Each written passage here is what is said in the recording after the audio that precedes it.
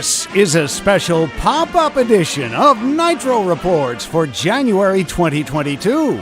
Brought to you by our good friends at Good Vibrations Motorsports, Stith Printing and Legends of Nitro, and Benchmark RV in Sun Valley, California, with coach work, painting, and maintenance for your RV or toter home.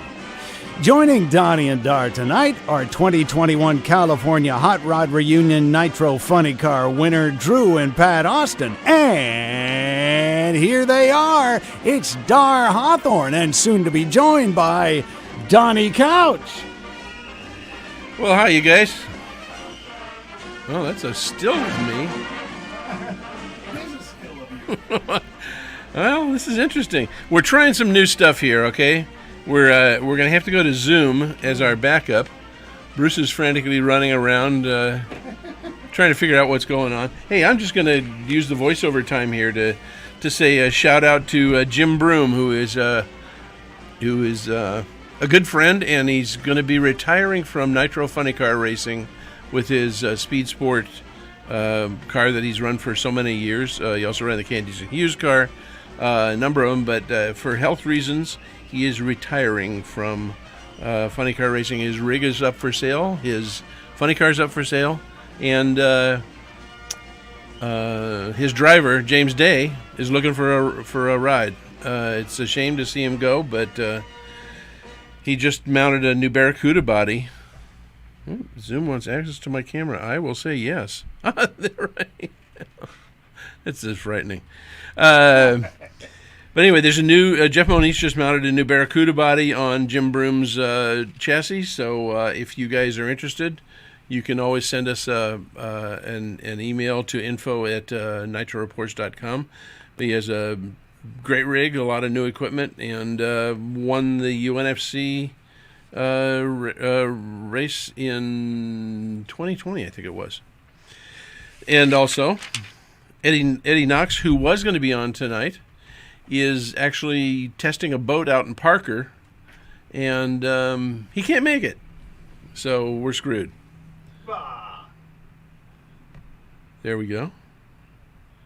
Would like to use the microphone. I don't think I want him to use my microphone, right, Bruce? That's correct.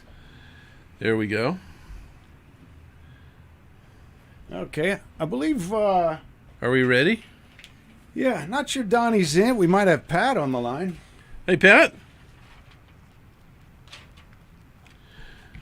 All right, I'll continue doing the voiceover pieces.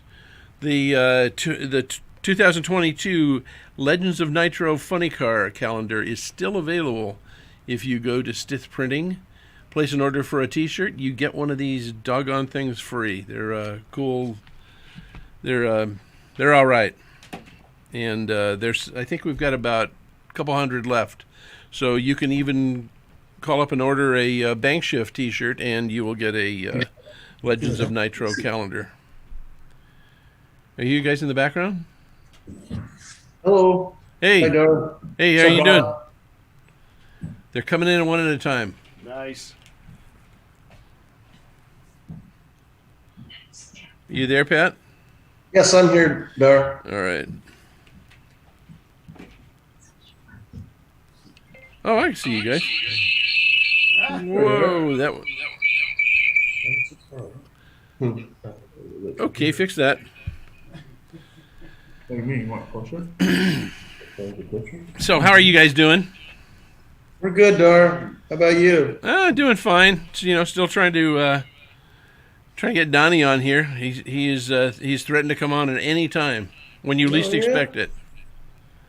So he's back to threatening us now, huh? That's it, yeah. Uh-huh. So how you guys? How was the winter? How was it? Sitting there looking at that new Wally with a funny car under your belt. It was great. It's great. It's always that's the race you want to win because you get to go home and be the last winner for 2 or 3 months. So that's nice. It's nice. Well, we can go ahead and get into some of the if you're a regular on Facebook and seen some of the BS that's on there regarding you guys running a Ford, and some of the people who have been upset about you running a Ford. Tell us a little bit about this. This is a Boss 429?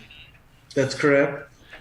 And of course, you're running a Camaro, which is going to, really screw with guys who are loyalists to Chevys. Yeah, yeah. No different than a Chrysler in a Camaro, or a Chrysler in a Mustang, or anything like that. That's been the way drag racing has been for years. So why change? Yeah, right. Now, can you tell me a little bit about the history about it?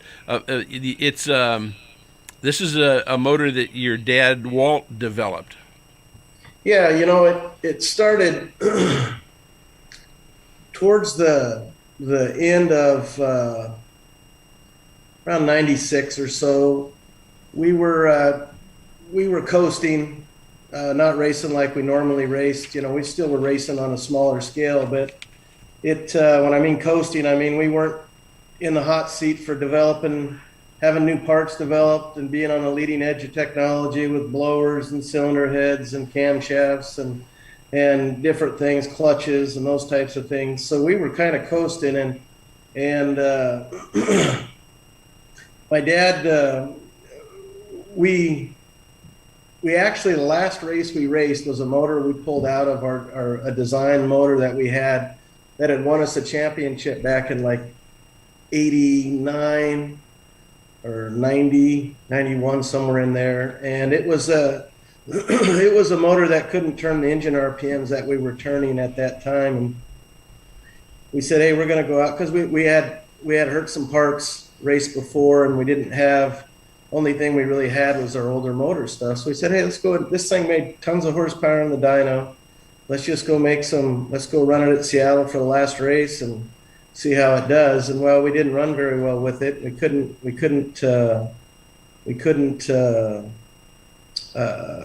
rev it up like we needed to for the kind of boost on the overdrive that we were allowed on the motors. So we had to sacrifice higher RPM, more boost, with trying to have more torque to on the bottom end, and see if we could make a good run that way. And it didn't work, and it actually ended up throwing the rods out at the other end on the last run, or when we got beat in eliminations. And the reason for that is because the LR ratio couldn't handle the engine RPM. So at that time, my dad had already been asking John Rodek if he would be interested in building my dad the 429 Boss Ford. And the whole reason for the Boss is that nobody's running it.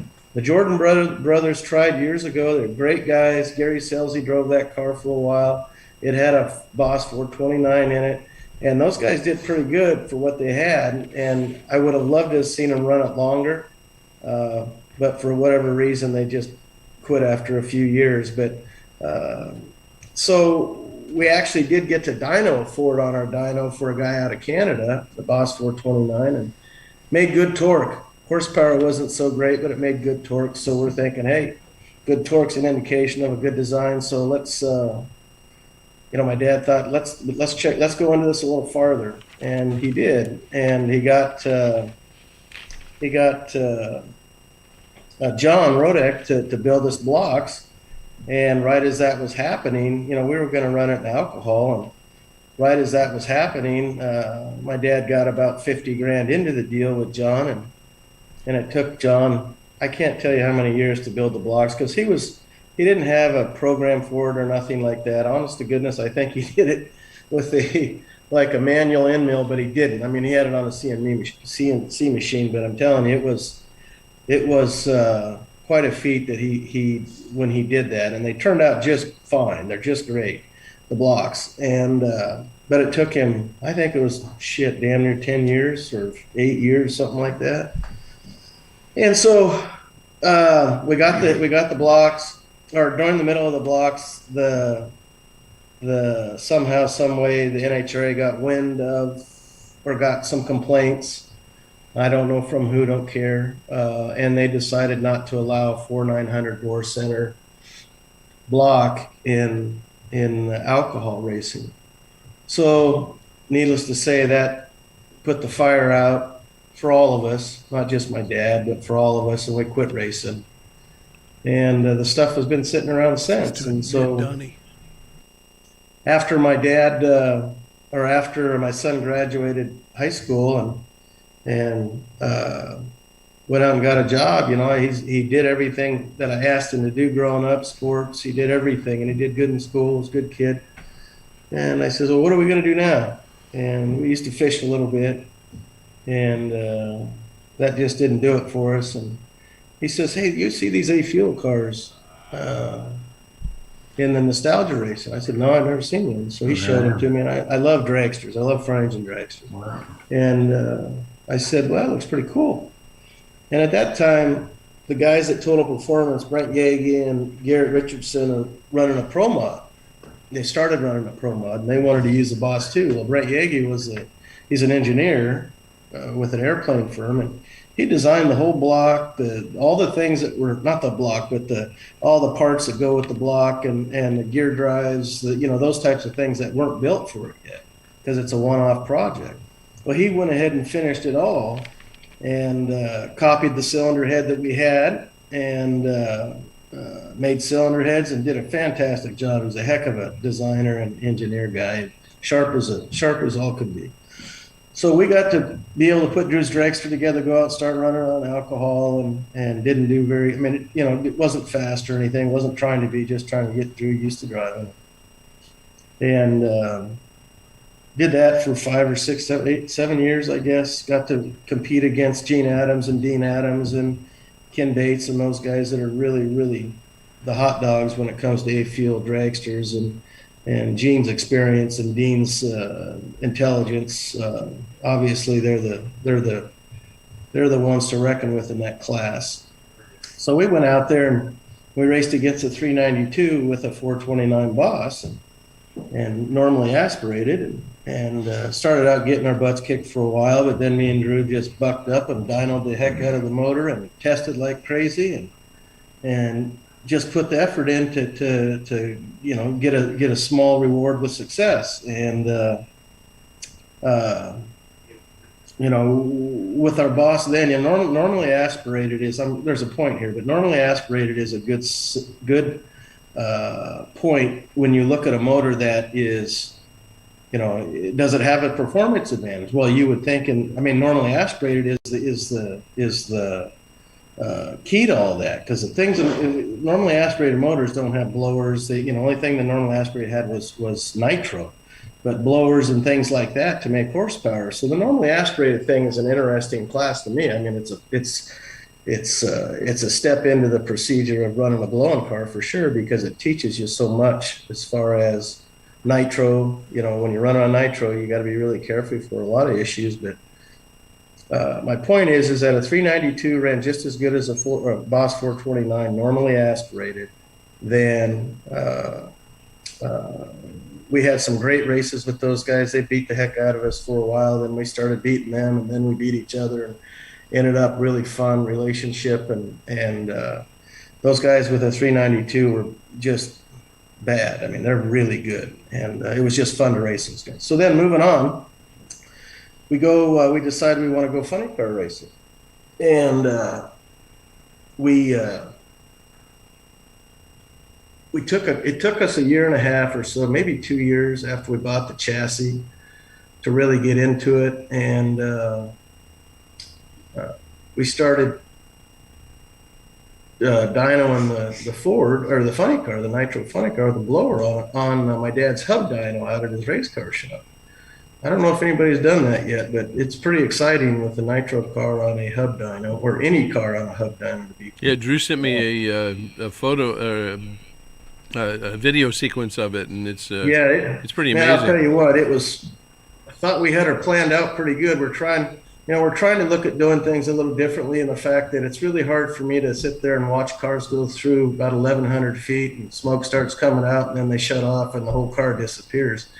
That's pretty tough racing, and for me, I look at that, and I told Drew when we're doing this, I said, I ain't racing like that. I am not going to do that. I said, we'll find a way not to do that, and hopefully be competitive when we do that. And I shit you not, the first pull on the dyno it went to 7,000 RPM, this is Drew in the car, fire suit and everything on, and driving it just like at the racetrack, not shifting, though we're leaving in high gear. And he hits it about 4 grand and hits it, and it goes, it didn't sound all that, wasn't real zippy. And I got up to 7,000, shut it off. Okay, let's do the valves, then we'll make another pull. And didn't make much horsepower. And says, well, Drew's leaking the motor down, and we don't have any compression on all 8 cylinders. And I said, come on, it can't hurt that thing that fast. Well, sure as shit it did. And so we loaded it back up in the trailer, went home, took it apart, come up with a different plan, tried something different. We had an approach. We had 5 or 6 different scenarios of ways we wanted to go on the dyno, depending on what happens. And we followed that chart, and it worked really well. After we got there the second time, I put the same rods and pistons and everything in it, and we went up and I made some changes, trying not to hurt it as bad. Well, we made the same pull, hurt 6 pistons. So then I got pissed, and I says, okay. So we went out in the trailer. I changed the rods and the pistons, and I put it together, and we made a pull, and it made 1,700 horsepower to the rear wheels, and that's at 7,000. So then I'm thinking, oh shit, this is kind of embarrassing. God, I'm losing my mind or something here. And because of course we had a big audience there, everybody did want to watch a nitro car run, and so it was pretty had a pretty good audience. Should have sold tickets, but anyway. So Well, by that time they had left. yeah, it was getting pretty late, man. But we weren't leaving, man. We weren't leaving, and we kept digging and making some tune-up changes along the way. We went from 1,700 horsepower. The next pull was 2,200. The next pull was 2,700, and the final pull that we made was 2,980. And I looked at him and I says, okay, that's good enough. We got something we can go out and we can run at the track and test. We're not going to hurt it. So that made me feel good. And so, I was thinking we weren't going to hurt it. So we go out and test, and we are smoking the tires, shaking every pass. We went out testing 3 weeks in a row. Went through probably 4 drums of nitro. Jeez. And got kind of dejected because the thing was making power, and but it was smoking the tires. But you'd go out to 100 feet, smoke the tires, or shake the tires, however you want to clarify it, but there was smoke on the tires. So we go to the good guys that we rested for a while, put it away. Just kept it in the garage and was working on it every night for about a month and a half or so. And then the good guys came up and we said, hey, let's go try that deal. And That was the Seattle race? Seattle race, see if we can get down the track, and the track should be good and all that stuff. We go there in the first 3 runs, we can't get down the track. We're shaking and same stuff. So then we made a change, and thank goodness it went out in our first full run. Drew's been dying for a first full run, he's dying. He wants to go down the racetrack for a long time now. So we go out there and make a pretty substantial change again, and the thing goes out, shakes the tires a little bit, but it hooked up, and Drew just kept going, and it ran a 574 at 250, and didn't hurt anything. So I'm thinking, wow, that's pretty good. So we went to race Bucky in the final, and had a problem with the drive shaft in the final round there, and I told everybody that's it. I says, well, no more testing until we go to the reunion, because we have one motor, one set of cylinder, or one short block, one set of cylinder heads, and one blower. And personally, I don't think that's a bad way to go racing, but because I think it makes you try to be very mind your P's and Q's and not try to blow everything up, and just say, hey, I can replace it. I just don't believe in that. So we go to the March meet, not knowing what it's going to run. Well, we go out the first run, it runs a 595. I think Bucky run a 60 flat at that one, and then a bunch of guys were in the higher 60s, handful of them anyway. You mean the reunion? Reunion, yes. And so the weekend, all weekend, just felt right. but we got dejected because we run a 595, and then I think it was a 584, and then a 578, and then a 572. So we were going in the right direction. But the run that's got everybody's attention, nobody talks about how we qualified. All they talk about is, oh, you guys run a 554. Well, yeah, we did. We had to, because going in to run Eddie Knox, I didn't know how far this tune-up could go. And I clarified tune-up because this is a pretty interesting tune-up. And I wish people would put more thought into those types of things than there's a performance advantage, because it's not the motor, it's the tune-up. And I think that, if people knew exactly where we were, they wouldn't believe it as far as what we're doing, as far as how we're doing this. Well, I think one of the things to keep in mind, too, is that you're not exactly dominating the funny car class right now. You did win on your first run, in your first competition out there, but Bucky's also won 4 championships in a row. Does that bother anybody? Well, I understand that. Let me finish here just a minute, Dar. On the 554 run, we said, hey, we're going to have to fire a shot. We're going to see how far, because Eddie's car, Knox, his car, he ran a 561, and I believe he's run 550s in the past, is what I was told, but I don't know that. So I said, okay, Drew, here we go. And this is only Drew's, 4th or 5th pass down the track, and I said, that's enough. You got enough experience. Let's go. And we did. And I got to be honest with you, I can't see very well. And it ran a 554 at 260, and I couldn't leave the starting line. I just sat there and stared at the scoreboard, because I was like, is that a 64 or 7? Because the lights were kind of screwed up down there. And my daughter, and my wife had to come grab me. Come on, it's a 54. And I go, what?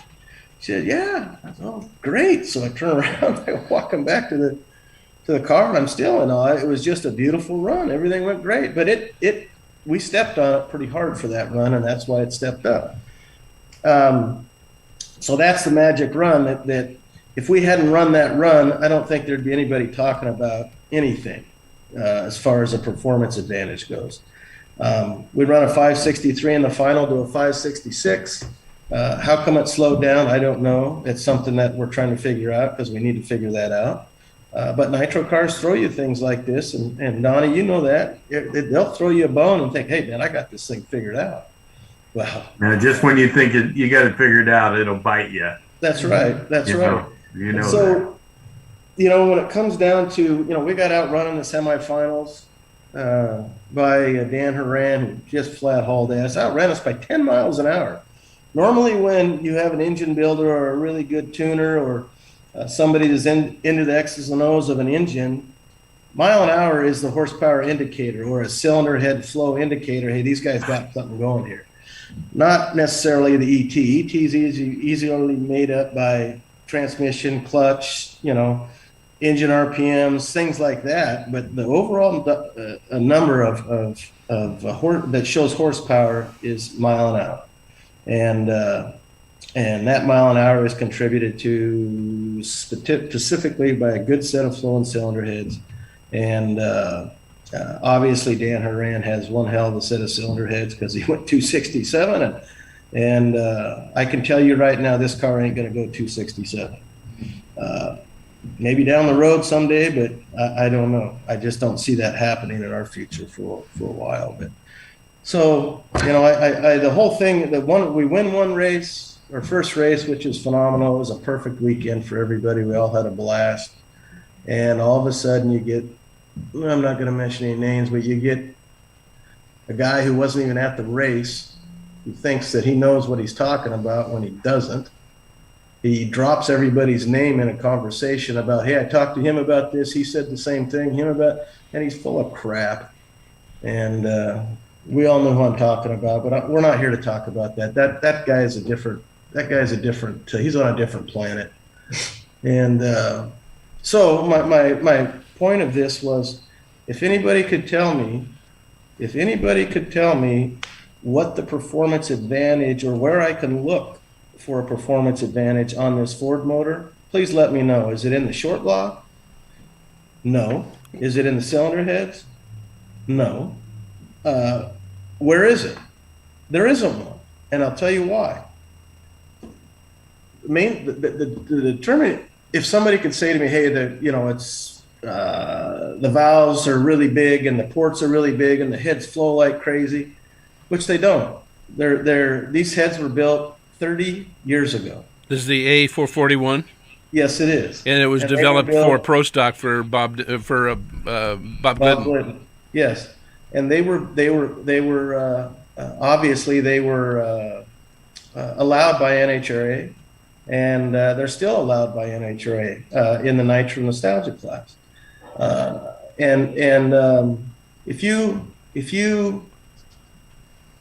If you compare, Chrysler has 30 years more research and development than the Ford. The Ford never came back after 1969 in a blown application or a nitro application that I know of.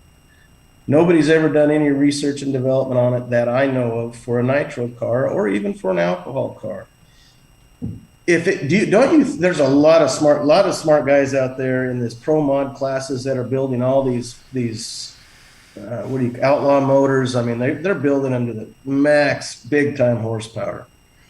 Don't you think that if the Ford had a performance advantage, that they would build a Ford? Good point. Wouldn't you think so? Good point. Well, So- now so- how about availability of the block and the heads and that kind of stuff? Shit, Is those that- guys build all their own stuff. They build billet blocks. They build their own billet heads. They build all their shit. So they don't need to buy it from anybody. They just build it. And there's no reason to believe that the Ford has a performance advantage in any area that I can foresee. And I don't know, there's not many, I don't know, maybe less than a handful of people that have even seen this cylinder head. And you got a couple guys in Los Angeles. Drew showed me the Facebook. I don't go on Facebook. It's not healthy for me. And you got a guy down there that says they should have never allowed that Ford in that class. I knew it. And I'm not going to mention his name, but his first name is Rob, I think. But anyway, so you talk to him. I'll guarantee you he's never even seen the cylinder head. Guarantee. Donnie, you probably know what I'm talking about. Yeah, I do. But hey, listen, like these guys whine to me, and I don't want to hear it. You guys are like family to me. Yeah. And I said, well, if you think it's such an advantage of that motor, I go, I don't think it is. I know it's the tune-up. I said, what we should do is have Pat come over and work on your car and tune it. And I'll show you where the performance advantage is then, Because I know you guys have done a lot of research and, the hub dyno and all that. You guys did your homework before you even hit the track. That's exactly right. And the homework you can get off of a hub dyno compared to going out on the racetrack, you don't have to worry about traction. You don't have to worry about anything. You can throw all the power at it you want and blow it up and then back up. That's basically what we did. Yeah. And but back to the point, I was talking to, and I don't need to talk to anybody about this motor because nobody's even seen the damn thing. But Johnny, I seen it. Johnny West called I bought some parts from him the other day, and we're talking, and he says, "Boy, you guys sure stirred up a controversy with that motor you got, huh?" And I says, "Yeah, isn't that crazy?" I says, "They're trying to ban the damn thing." And he says, "What?" I says, "Yeah." He says, No, everybody down here was talking about how cool it was and all that, and how good it worked." And I says, "Yeah, it works pretty good." And he says, "Why are they trying to ban it?" And I says, "Because they think it has a performance advantage." He says, "How?" And I says, "Well, the hot shot up north says that the cylinder heads flow 600 to 700 CFM." And Johnny's first comment was, "So what?" I said, "Well, it doesn't bother me either, but they don't. They're not even close. They flow just about the same as a Brad Anderson or a Johnson head." And we've done a lot of cylinder head development through the years. Working with Alan and other people. We've had some real knowledgeable people, and it always came down to always put bigger valves in it. The next step was put bigger valves, bigger valves, bigger valves, and have the port accommodate the valve. Well, that's the one way that I would say to a guy that said, hey, we had a performance advantage. Okay, well, what valve size do you run in your motor? Well, the Chryslers are normally 2,400 and 1,900 exhaust valve, 2,400 intake. Their total valve area, square inch valve area with the intake and exhaust combined, this is all I'm talking about now, is 7.35 square inches of valve head area, okay? You take the Ford, we run a 2,420 intake valve, not for any particular reason, it's because it's what I had in it when I got it, and then it has a 1,850 exhaust valve. Comes out to 7.32 overall valve head area, square inch wise. So it's a little less. The only way you can have a performance advantage with the cylinder head is if it flows more than the other guys. Well, I'm telling you, the valves that are in these heads compared to the Chryslers are smaller. I guarantee you they don't flow anymore. If not, or if they do, they flow a little more, maybe a little less. I know they flow less on the exhaust, very close to the intake, because I saw what Alan and Brad advertise on their flows, and I know what ours flow, and it's right there. So, and it's not near it's south of 600 by a lot, but it's north of 500 by a little bit. How's that?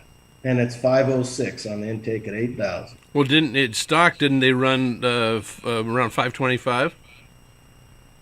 Run what? Well, the stock motors they're the stock heads that Glidden was running, weren't they around 520, 525? I don't know what his size valves were, but I know they were at least, because see, the other scenario on the thing that's everybody gets shocked about when we were going to run this in alcohol is, hey, you got a 4900 bore center, man. This guy can run a big bore in that thing and put big valves in it and flow more. Well, you can do that in alcohol. The reason why you can do that is because it's not limited by 500 cubic inches. Mm-hmm. If you limit it by 500 cubic inches like we have in the nostalgia class, that dictates what you can run. There ain't nobody going to run a great big bore and no stroke, a bore bigger than 4,250. A lot of guys run that with their smaller strokes. That's about the best motor you can get. There is no justification to put a 4.5 inch bore in these things, which they can do, and bigger valves, which they can do, which the Pro Mod car that is running these heads, they went ahead and put the big valves in it. But you can't do that in a 500 cubic inch limit. So that throws the 4900 bore center out the window. Everybody's sleeves are thick at that point because you don't run the big bore. So it really don't make a shit. Mm-hmm. People are mistaken. It's a myth. Ask Dale Poldy about the Boss 429. Why didn't they keep running it? He says he ran out of fire suits when he was driving for Mickey Thompson because they had so many problems. And, Dale's a smart guy and been through a lot of things. And he said that they had a lot of problems, but he said it did show promise at times. And but he said we got to the point where we were really desperate and we were burning bodies off of the thing and all kinds of stuff. And he said he remembered he fixed up the body. They had a bad fire. They fixed it up and brand new body, one run, he said, and they fixed it up for the next test session and went out to make a pass and thing caught on fire again. And he said Mickey Thompson came back after that. Mickey Thompson was leaving, and he said, "I'm gonna go." He says, "Here's a check. Go buy a Chrysler." So if performance advantage is really what people are bitching about, I just ask you to really study the facts, because the more you get into this and the more the complaints are coming, the more divisive the class is going to be. For example, again, I mean, it's all about camaraderie and it's all about racing each other. Yeah, we want to kick each other's ass. But to just throw dirt against the wall or mud against the wall and hope it sticks on saying this thing has a performance advantage, somebody is really out there in left field. If we win one race and we run 1:5:54, and Bucky's run low 50s. Jason Rupert's probably the king of low 50s. Sean Bowen. Hodgson went 5:55 in Boise. Eddie Knox went 5:54, 5:55, 5:56. And so did, what's his name, the kid that works for DeJoria. Matt Bynum. Yeah, Bynum. Those guys run 3:5:50s. How come nobody complained about that? I don't understand. So a Ford runs 1:5:54 and gets out running the semifinals, but then was able to win the race in the final. But all of a sudden, you can't have this guy or this car. This just stinks to high heaven, and it's because of people like the guy that started this whole deal. As far as I can tell, is the guy up north. And I'm telling you, man, this guy is really out there. Really out there. Well, the bottom line, Pat, is that the criterion has always been, can you put a stock head gasket on it? Not that you're running a stock head gasket, but that has always been the criterion, and Yep. that this is an engine that was approved by the National Hot Rod Association Tech Department in December at the PRI show in December of 14. I approached the NHRA Tech Department to come over and take a look at Sam Ides' Boss 429 Lawman Mustang funny car, and Right. they spent a lot of time climbing under it and measuring and doing all kinds of things to it, and in hopes of eventually getting it approved, because it's running you could run a stock head gasket. Mm-hmm. And if that's the criterion and the reason that you can't run the Alan Johnson Oldsmobile and you can't run the Minor Brothers motor, then let's deal with the reality here rather than innuendo of some alleged 700 CFM chamber. Right. I mean, that 700 CFM thing. This is how out of touch that is when somebody says that. These guys, the Alan Johnsons, the Brad Andersons, the MBE cylinder head guys, all them, these guys are experts. Noonans, these guys are expert head people. I mean, really the best in the world. And they don't have a head that flows over 600 CFM with these valve sizes. I know there's one out there that flows like 640, but it's bigger valve sizes, and there's only one person that makes it. So if it could be done to flow 700 in a 500 cubic inch limited motor, we're not talking a mountain motor here. We're talking a 500 cubic inch limit. That means you're not going to run 700 CFMs or 680 CFM motors, which would allow for the big valves and all the flow. So for them to say 700 CFMs in a limited cubic inch motor just shows how far or how much they don't know. They haven't done their research. They don't know what they're talking about. And I don't mean that with disrespect. I just telling you, they don't know what they're talking about. And they're creating a problem that is not going to be good for anybody. The more you whine and the more you cry and the more problems you create by bringing up issues like this for personal, maybe it's personal with this person. I don't know. I don't know anything about him other than what I know after the reunion, who started this whole thing. The association, the NHRA, all those, they don't like this. People don't like this kind of stuff. Bitching and complaining and moaning. And this is what happened in alcohol. When all these people started bitching about, you couldn't do this, you couldn't do that. Well, all of a sudden the NHRA took control of it and really started policing it, changing the rules. And some say for not the better, but NHRA needed to do what they needed to do. But when you start complaining and bitching like this, be quite honest with you, this class could go away everywhere because they don't want to deal with it. Now, your pump was also sent to Crawford at the end of competition and passed at 20.9 gallons per minute. And they also took Dan Horan's pump, and his pump was legal and ran the 267. So I want a that's set one of that thing. guy's cylinder heads. What's that? I want a set of Dan's cylinder heads. Put them on That's your what I Ford. want. Well, in my opinion, too, another way to look at it as far as motors and performance advantages and this and that is look at the fuel class. The fuel dragsters. You got Tom Schuler's car. I mean, I know they don't race no more, but they hold, the ET record. Bartone holds the speed record, I believe, still at over 270 miles an hour. And they both ran 392s, and there's been 426s in that class. In the 392, which we all know isn't as good of a motor, or I guess you can't say that, but has ran quicker and faster than all the 426s. And the thing, a lot of people aren't talking about is we're on a limited fuel pump, period.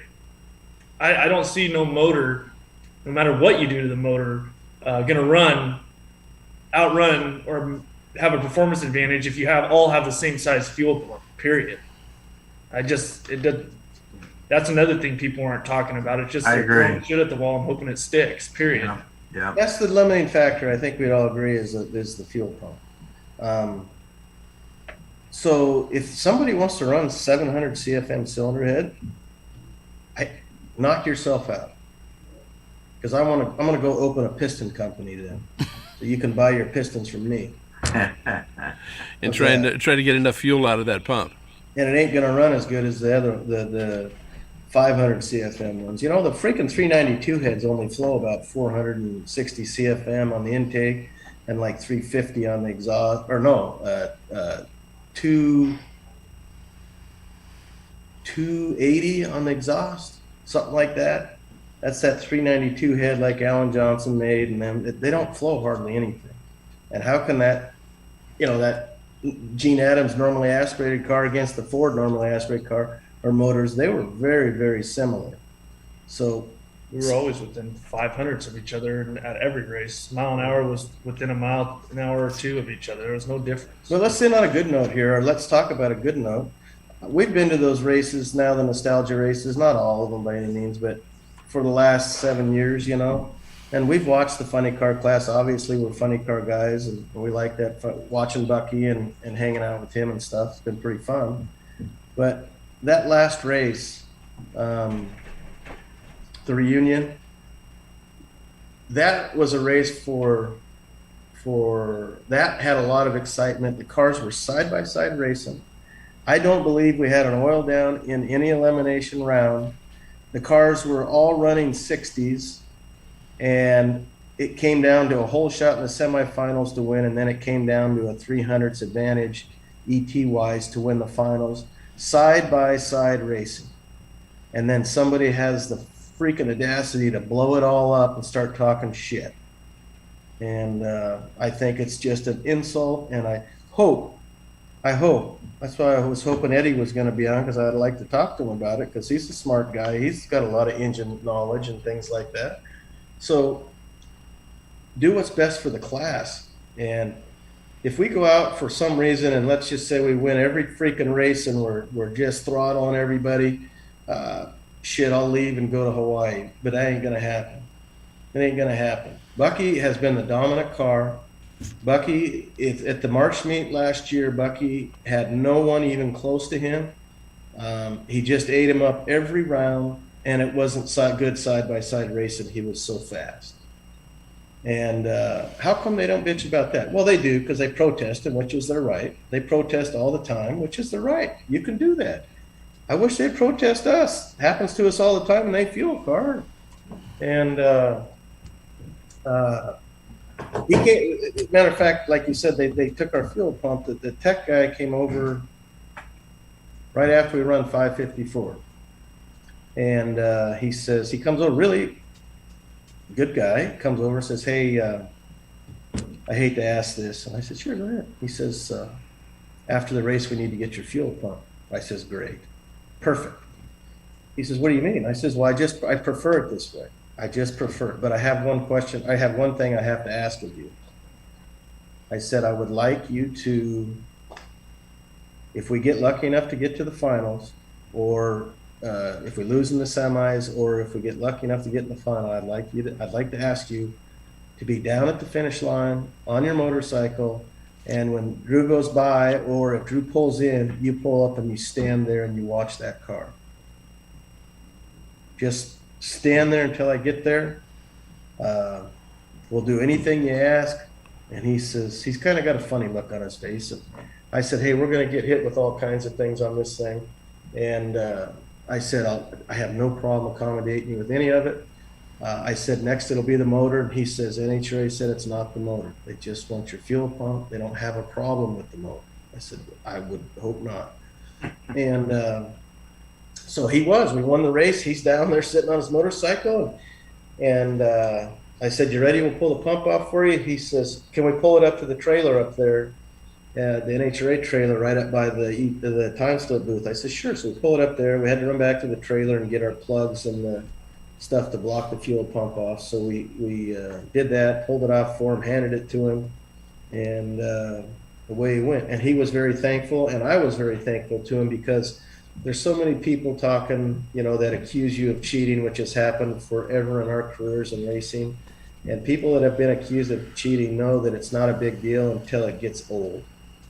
And it's getting old, or it got old for us. This is kind of a new one, because we've been out of racing for so long before we started the nostalgia stuff. But here it is again. I mean, we went through it with a fuel car, and Vice, like Gene Adams does too. They're on him about fuel pumps all the time. So this is no problem. Take the fuel pump. That's what the class is required to do. And that, as far as I'm concerned, is a limiting factor. But back to the quality of racing was phenomenal. That is a package that if anybody's sitting in the stands, they're going to appreciate that type of racing for long to come. What upsets them is oil downs and stupid things that delay the race. And that one went out with, it was perfect. And I think that's probably has to do with everybody getting better at what they're doing. So just keep up what we're doing, and let's see where the chips fall.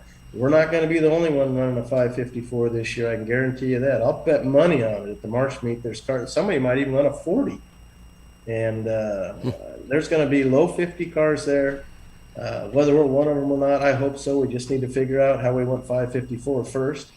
And once we do that, it'll be a good show. But don't let the freaking tail wag the dog on this deal, because if you do, it's just going to be a sad thing for everybody, because the class will lose something, Well, and you're talking about the level of competition too, and drag racing has always been about the guy in the other lane and beating the crap out of him, on the drag strip, not on Facebook. Right. That's right. Rivalries are great. Donnie knows all about rivalries, right, Donnie? What? Me? Yeah, right. But rivalries are great. I've heard some things about Donnie and Mike. I don't know if we can do that. It all comes down to hard work too. I mean, yeah. Time you put in your shop, time you put in on your car, how thorough you are. Eddie, you know why Bucky's dominated that class? I think for the last 4 years, is because he tests more than anybody. Bucky is a big kid in an old man's body. The guy loves drag racing. He's very good at it, and he just loves it. And he outworks people because he's testing. I agree on that. I know he does a lot of things over there and a lot of testing. And, yeah. He's a great asset to the sport. You bet he is. That whole Austin family is, man. So thank you. For people to come along and start complaining about that motor, they don't even know about your multi-stage clutch. That never even came up. I'm certifying it now so they can go testing it. You weren't supposed to show that to anybody, Darren. I wasn't? No. Oh, shit. No, way to go. Yeah. Oh, man, God. I'm sorry. Yeah. We're just going to get more followers on Facebook, man. We're just going to have to be like the old days, Pat, when we were young. Take them behind the trailer. Yes, that's right. Discuss it. We have a little discussion, and, Right. maybe we'll call up our old buddy Lee Beard, Yeah. Oh, yeah, our old buddy Lee Beard, you bet. He's the guy I want backing me up in a fight, I'll tell you. Yeah. What happened, Donnie? Did you fall over? Yes, I did. No, I mean, I've heard enough of all this stuff from other people, and for you guys to come in and win that race, you knew you were going to have problems. Like I tell them, the talent and the work that went into this whole deal before you even got to the racetrack, and that's what shows the results. And I know a lot of people that they put their car in the trailer after a race and they go home, and they might not get it back out of the trailer till a week before the race and service it. But you guys are running the dyno, you're doing this, you're doing that, and the hard work paid off just like it did when you were running the alcohol funny car and winning those championships and stuff. You guys are the hardest working, talentedest family that I know in drag racing. So thank you. The hell with everybody else. Yeah, thank you. Drew, I'm not talking to you. I figured you weren't, but I just say thank you. You're still a punk rookie kid, man. Yeah, exactly. But we love you, and you're doing a hell of a job. Thank you. Yeah, but that's my thoughts on the whole deal. It's good to have not another cookie cutter car out there. It's something different. That's what, Donnie. That's what it's been, and I keep. I'm very, very much. My dad is my hero in my life, and mine too. But he's the one that always had the think outside the box mentality. Yeah. He thought of this Ford, I don't know how many years ago, I told you, 25 years, 30 years ago. And nobody else thought about it because they didn't do it. Yeah. So he thought of this himself because he liked some things he saw. And he wanted another challenge as far as making something run good. And God bless him for doing it because I couldn't be happier. Well, at that race, it was fun to come around, and naturally you guys were working pretty hard, but you're happy, and I was pumped for you guys. But to see Walt sitting on the side of the trailer, just enjoying it all and soaking it all in, the motor's running good that he designed, Phil, and everything else that goes along with it. It's a big family affair, and man, he was just glowing, and it was good. It's quite a difference from the early days when we were fighting with each other all the time and throwing shit at each other in the pits, and then we'd go out and win, and everything was great. Right. It's amazing what a win will do for you. You forget all the things. One win light cures it all. That's right. That's right. And make sure you order your Legends of Nitro calendar so that you can get the whole page there the month of August for Pat and Drew. It's awesome. Well, hey, I got a question for you, Donnie. Yeah. And Dar, are we going to get to race at the March meet? Oh no, you guys are already banned. This is just a little courtesy show. They won't allow. How come they're not allowing registration for nitro cars? Because he usually waits until the end. He usually has all the sportsman cars come in first, register first.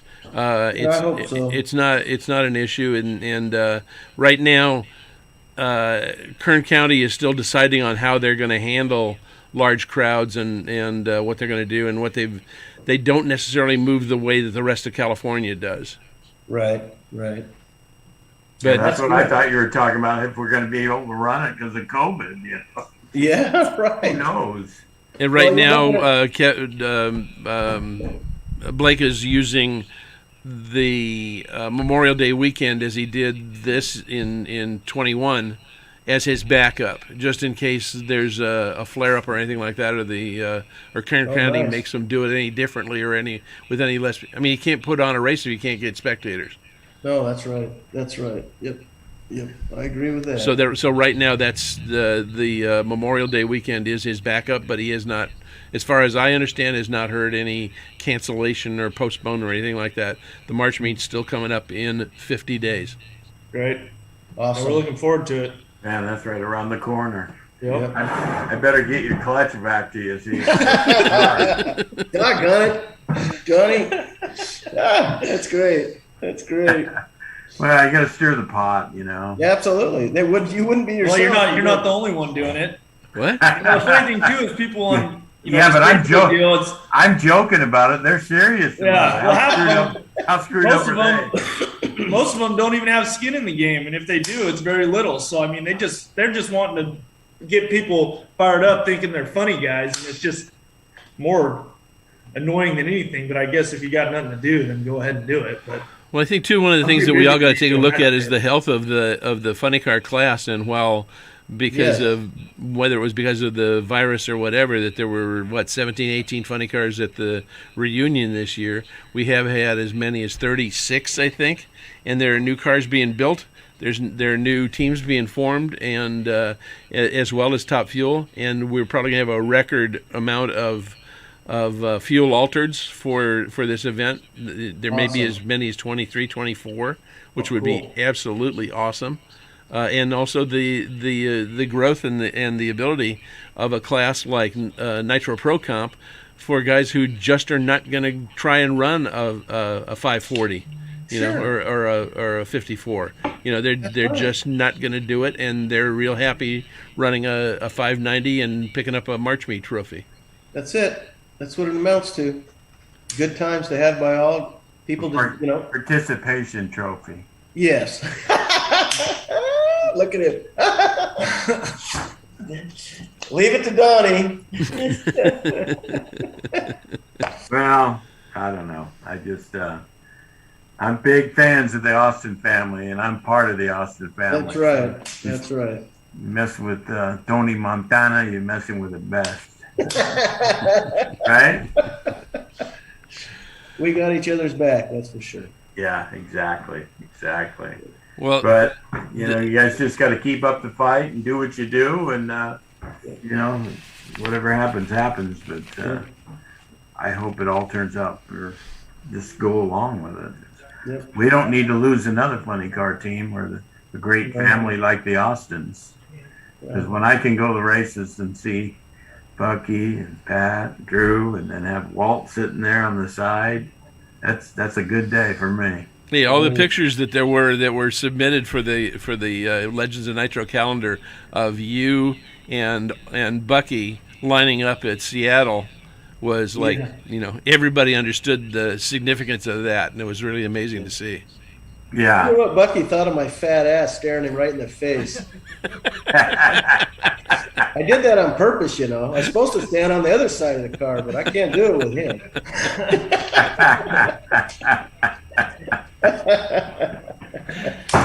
That's a good one, man. That's a good one. Well, all right, fellas.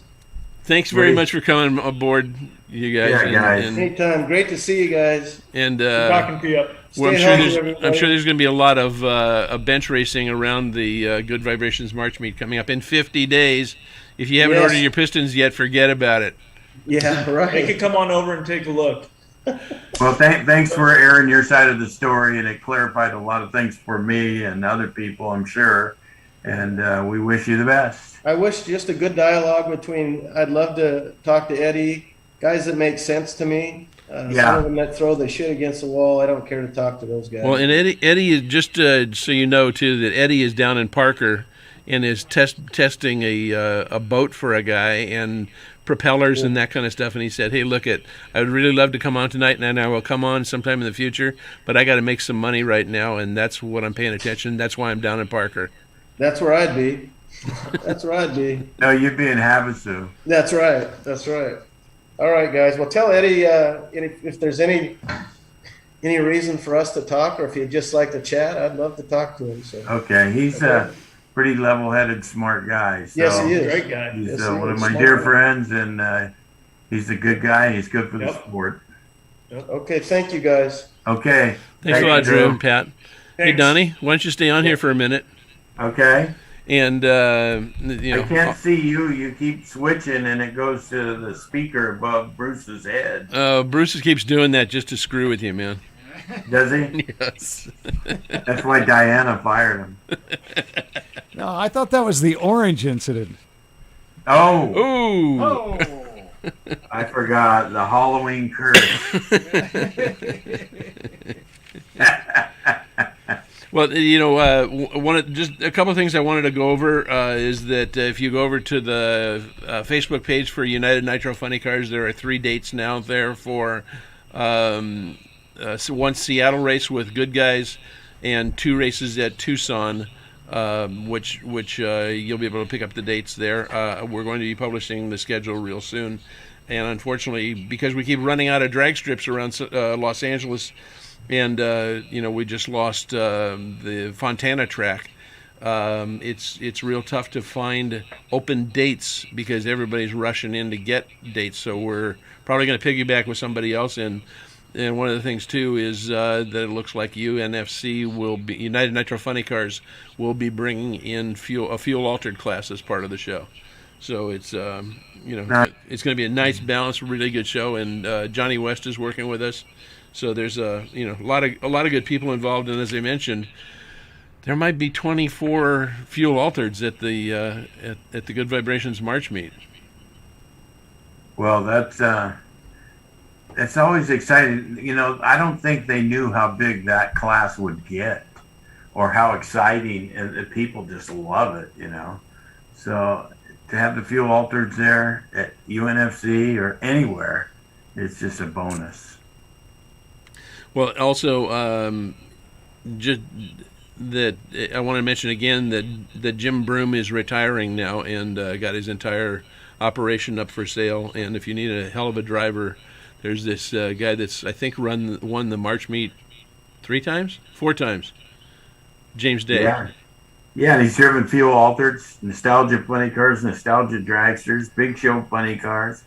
He's done a lot of driving in different cars, and maybe a couple substandard cars, but he brought them home safe. And sometimes he brought them home a winner. So hats off to James Day, and we wish him the best. He'll find a home. And his wife will be driving a rear-motored top fueler at the Good Vibrations March meet in the 590 Nitro Pro Comp class. Yeah, she's been getting outfitted for that car and going over the procedures of everything, and she's really looking forward to it. So is James. He's her biggest supporter, and I think she'll do good in that class. Give Mike Stewart a run for his money. There you go. And Mike Halstead. Yeah, exactly. And I didn't know if you knew that Eddie Knox has got a new carbon fiber body for his car. Which one? He got the same body? Camaro as Pat's got. Oh, has he got it from Kevin Kinsley? I think so. Yes, he did. He makes a carbon fiber body down there. It's straight. It's beautiful. It's only 63 pounds Jeez. Or something. Eddie's car was super heavy there after the accident when they blew the body off. Yeah. And, he's found the performance in that car, but I think he's had a boat anchor, excuse the expression, on the weight that he's had to carry with that body after the repairs. So, Eddie's one of the best. And I always warned everybody when he gets it figured out, you guys are going to be in trouble, and they are. We've got a really interesting field coming in for the Good Vibrations March meet. It's really great to see all the quality of the cars that are there and everybody who is stepping up. And also want to throw a shout out to Kamaka Pocock for winning Legends of Nitro Rookie of the Year in the California Hustler, Don Nelson's California Hustler. And he'll be getting his jacket, and there'll be a ceremony at the Good Vibrations March meet. And it's we've only had 3 so far. We had who was the other one? Was Billy Morris? And Billy Morris, yeah. And Eddie Knox's driver. And Tony Gerardo. Yeah. So 3 so far in the Legends of Nitro. All well deserving of those very awards. Much. Yeah. Dar, speaking of the March meets coming up in 50 days, if you haven't had your clutch certification done, you need to give me a call. Send your clutches in here. We'll get you the SFI certification card with the current stickers for this year, and look at your clutch and make sure it's safe to go down the track for you. So just give us a call here at McLeod Clutches, and we'll take care of you. We'll turn it around right away. Now, you also have the ability to sell a complete stack of discs that would last a year. Is that still the case? Yeah, Dar. What we do is I buy the clutches by the batch, And that's the real important thing, hardness and the batch, so they're all out of the same batch of material. So, I just sold a bunch to Pat Austin and them and Eddie Knox, and they're learning, as Eddie did, the importance of the clutch. It's the brain of the car, and you got to service it. Eddie's been servicing that thing himself now. He had a guy doing it, but he thinks it's so important now, which we've had these conversations, that he does the clutch himself, and they got a good program going over there, and it shows.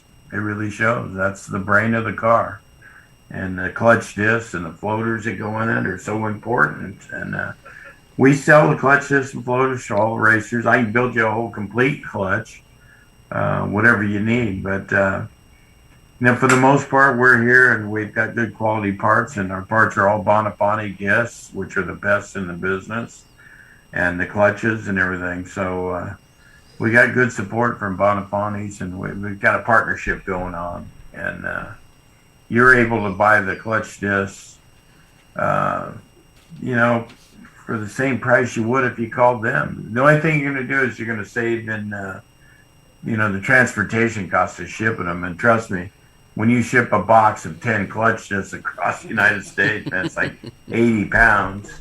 It's going to cost some money. So you can come here and buy it and save the shipping cost. So give us a call, McLeod Racing.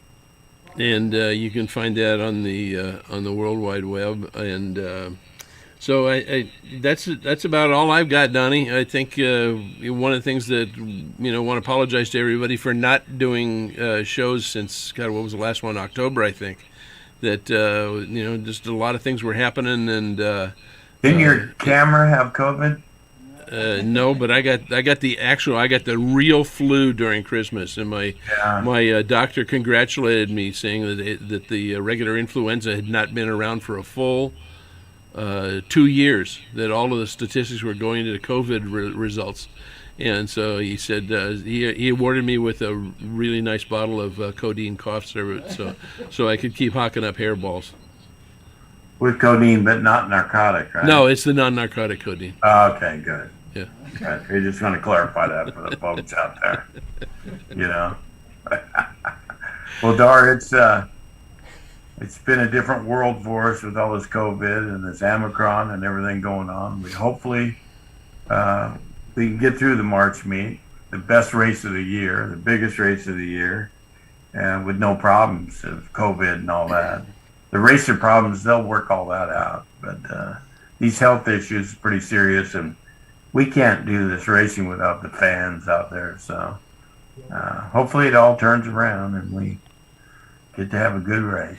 Well, there's one other thing I wanted to mention about United Nitro Funny Cars is that Tim Boychuk was elected chairman of the board for a 3-year term, replacing Bucky Austin, and that we're working on a number of things with some sponsors that hopefully will make the class on a whole stronger, and so we're working on a lot of new things, and hopefully some new venues, and maybe even an East Coast race.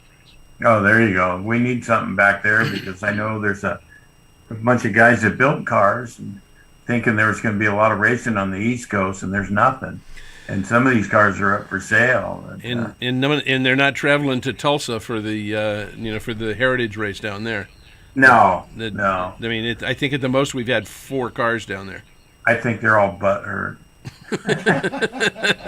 But hey, listen, Dar, I saw a rendering of Boychuk's new paint job they're coming out with, the Happy Hour Camaro, and it's going to be a beauty. The last one, I didn't care for it, but I talked to his daughter, and she said that car got slapped together so fast they didn't have time or thought for anything that looked good. They just threw stickers and the name on the side of the car. Well, now it's a beautiful car, man. They're going to get it wrapped, and I can't wait to see it in person. That's great. Yeah. Yeah. We need more. Yeah, we'll get more. It just, I think this COVID deal sent us a curveball, and we'll just move on and get through it. And Nitro cures COVID. Remember that, Don. And please don't forget to call up Stith Printing, Carson City, Nevada. Order your shirts. If you're a member of United Nitro Funny Cars, you actually get I think it's $250 off of your initial order, which would go against your order or your T-shirt design. And with only 50 days left, you're getting short if you're planning on having your order ready for the Good Vibrations March meet. And the shout out goes to Bucky to order your shirts today. You know, Kevin Stith does a great job, really supports the racers. He's a racer and does beautiful stuff. So can I get a $250 discount, Dar? I'm not a member of UNFC. We'll grandfather you in. We'll work it out. Okay. Yeah. Yeah, there you go. I appreciate that. All right, we're done. Thanks a lot for watching. This show will repeat on here on Facebook and on our YouTube page. I'm going to go in and edit it and put some other little pieces of video and some stills in.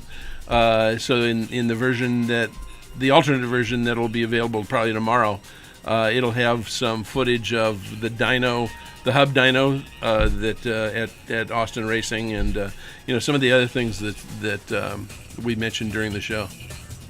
Yeah, that'll be great. So thank you all for tuning in, and we hope to see you all at the March meet. Get your tickets now. Go to that website and order your tickets right now. Yeah. Yeah. Great. Thanks a lot, Donnie. Okay, thank you guys. Have a good evening. All right. You have been watching the Nitro Reports, as Bruce will tell you.